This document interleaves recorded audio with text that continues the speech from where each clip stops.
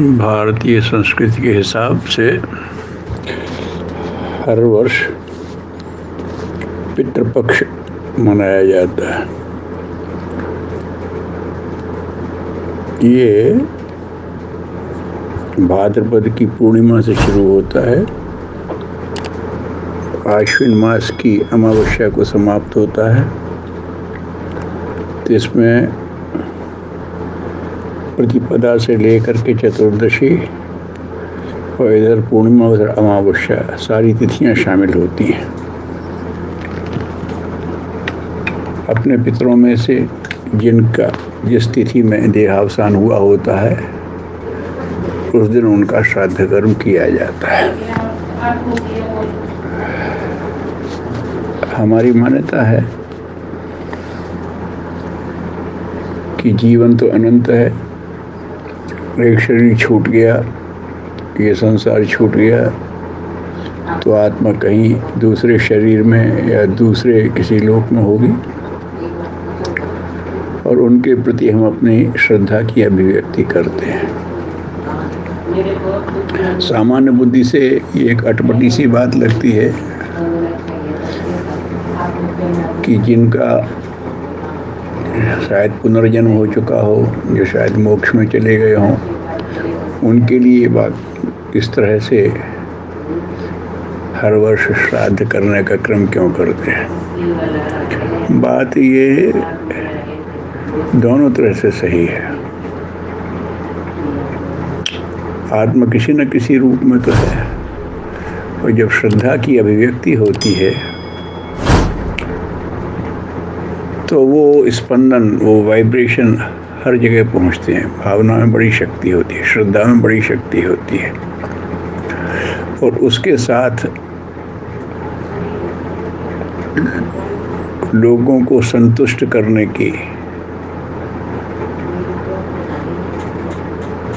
भूखे को भोजन खिलाने की, वस्तीनों को वस्त्र देने की, ऐसी जब प्रवृत्तियां पैदा होती हैं तो वो पुण्य को भी बढ़ाती हैं और सामाजिक व्यवस्था को भी संभालती हैं। ये बात और है कि समय के प्रभाव से उसमें कुरीतियाँ जुड़ गई हों, लेकिन पितृपक्ष जो है हमारे पूर्वजों के प्रति हमारी श्रद्धा के ज्ञापन का, अपनी कृतज्ञता प्रकट करने का एक महान पर्व है। कृतज्ञता एक ऐसा गुण है जो अगर विकसित होता है तो वो परमात्म बोध भी करा देता है। जिन्होंने भी ईश्वर की अनुभूति की है उनमें कृतज्ञता का भाव कूट कूट के भरा है। वो जैसे में है उसी में भगवान के प्रति अपनी कृतज्ञता प्रकट करते हैं। परम पूज्य गुरुदेव ने पंचकोशी साधना में लिखा है कि कृतज्ञता का संबंध विज्ञानमय कोश से है। विज्ञानमय कोश के अनावरण के बाद आनंदमय में प्रवेश होता है। तो अगर आनंद की अनुभूति करना है तो कृतज्ञता का भाव लेके चलना पड़ेगा। जब हम ईश्वर के प्रति कृतज्ञता प्रकट करते हैं तो मन में एक संतुष्टि का भाव आता है, एक प्रेम का भाव आता है। कैसी कैसी विपरीत परिस्थितियों ही प्रभु सबका ध्यान रखता है, ये भाव बनता है, विश्वास बढ़ता है, कर्म शक्ति का विकास होता है, आस्था सुदृढ़ होती है। और इसी तरह से दूसरा पक्ष ये है कि हमारी जितनी भी सभ्यता और संस्कृति है वो सब हमारे पूर्वजों के पुरुषार्थ का फल है। उन्हीं की वजह से मिला है हमें ये सब, चाहे विज्ञान क्षेत्र हो, चाहे कला क्षेत्र हो, चाहे अध्यात्म क्षेत्र हो। ये हमारे पूर्वजों की तपस्या, पूर्वजों की साधना, पूर्वजों के पुरुषार्थ का ही प्रतिफल हमें मिला है।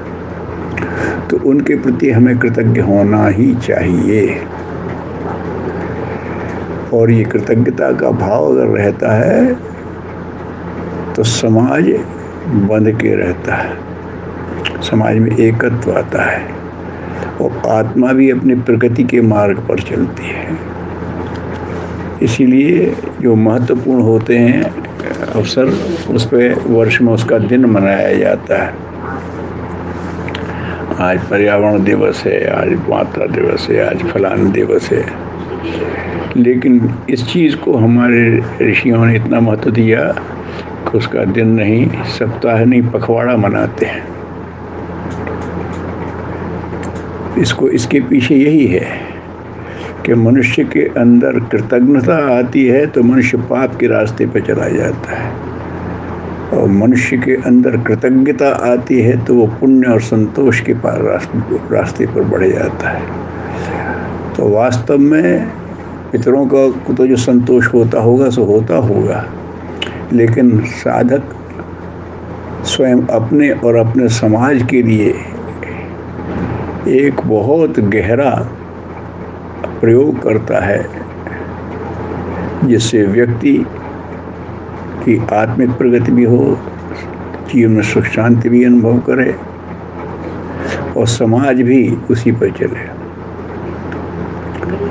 जब समाज की कृतज्ञता अनुभव करता है तो फिर कोई समाज को धोखा नहीं देता।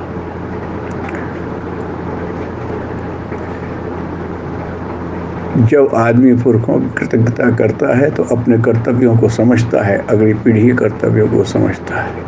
एक स्नेह, एक प्रेम का प्रवाह पीढ़ी दर पीढ़ी चलता रहता है। तो ये एक बहुत बड़ा प्रयोग है। इसे कर्मकांड के रूप में करते हुए ये बात देखना चाहिए कि वास्तव में हमारे अंदर कृतज्ञता का भाव बढ़ रहा है क्या। अरे ये नहीं करेंगे तो हमारा कुछ अनिष्ट हो जाएगा, इस भय से किसी तरह से कर्मकांड की पूर्ति कर लेना अलग बात है। और श्रद्धा से भर करके कि हम जो कुछ भी हैं अपने पूर्वजों की वजह से हैं। देखिए, हमें जिस शिक्षक ने पढ़ाया वो हमें मिले ना मिले, लेकिन अगर हमारा शिक्षक अच्छा था तो हमारा शिक्षकों के प्रति सम्मान का भाव प्रकट होता है। और हम जब शिक्षकों के प्रति सम्मान का भाव प्रकट करते हैं तो हमें संतोष मिलता है। और जब हमारे शिक्षक को ये पता पड़ता है कि हमारा बच्चा शिक्षकों के प्रति कृतज्ञता का भाव रखना, तो उसे भी संतोष मिलता है। वो जहाँ पहुँच गए, उन्हें हमारी किसी चीज़ की ज़रूरत हो चाहे ना हो, हमारी किसी वस्तु की ज़रूरत हो चाहे ना हो, वो अपने आप में अपने कर्मों से सदगति पा गए हों, लेकिन हमारे प्रति उनके मन में एक स्नेह की लहर पैदा होती है और ये अंतर्लोकीय संबंधों को बल देने वाली होती है। गुरुदेव ने एक पुस्तक लिखी है, तुम पितरों को श्रद्धा दो वो तुम्हें शक्ति देंगे। वो देते हैं, वो मेरा तेरा नहीं देखते। थियोसॉफिकल सोसाइटी में भी एक पुस्तक है द इनविजिबल हेल्पर्स। वो ऋषि स्तर के ऊंचे व्यक्ति हैं, वो देखते रहते हैं कि जो सही दिशा में चल रहा है, जिसके अंदर मानवीय गुण हैं, जो पुरुषार्थ कर रहा है, अगर उसके लिए कोई कठिनाई है तो अप्रत्यक्ष रूप में मदद करके उसको हल कर देते हैं। ये सत्य है और लोग इसे अनुभव करते हैं। गायत्री परिवार के लोगों ने तो इसे बहुत अनुभव किया होगा। तो ये सब सत्य को समझते हुए पितृपक्षों में पितरों के प्रति हृदय से श्रद्धा का भाव रखना चाहिए और समाज में जो श्रद्धास्पद हैं उनका सम्मान, जो अभावग्रस्त हैं उनका सहयोग, जो हमारे समानांतर हैं भले आदमी हैं उनको प्रेम, ये देने का भाव मन में बढ़ रहा है नहीं, ये अपनी समीक्षा करनी चाहिए। और इस समीक्षा के साथ अगर पितृपक्ष मनाया जाएगा तो फिर हमारा देश फिर से देवताओं का देश बन सकता है। देवता माने जो देने में गौरव और संतोष का अनुभव करते हैं। और ऐसा हमारे पास धन कम है तो धन की कौन कह रहा है, गुरुदेव कहते हैं धन की कौन कह रहा है, बेटा तुम प्यार दो ना, तुम प्रोत्साहन दो ना, तुम सहयोग दो ना। अरे छोटे छोटे के सहयोग से बड़े बड़े कहीं के कहीं पहुंचते हैं। हमारे समाज में यही बात होती है। एक बड़ी मशीन होती है, उसमें बड़े बड़े कीमती पुर्जे होते हैं, लेकिन वो सब कीमती पुर्जे छोटे छोटे नट बोल उनकी प्रामाणिकता के आधार पर होते हैं। अगर नट बोल ढीले हो जाएं तो वो पुर्जे भी अपना काम ठीक से कर पाएं, चाहे जितने कीमती हों। तो इस तरह से समाज में जो कृतज्ञता का भाव होता है तो कर्मनिष्ठा पैदा करता है। कर्मनिष्ठा से हर चीज़ व्यक्ति अपने कर्तव्य पर दृढ़ होता है और समाज का प्रवाह बड़ा सुंदर चलता रहता है और उस सुंदर का प्रवाह, उसका लाभ सबको मिलता है। इस भाव से पितृपक्ष को समझना और उसमें अपनी गतिविधियां चलाना चाहिए। सबके लिए बहुत बहुत मंगल कामना।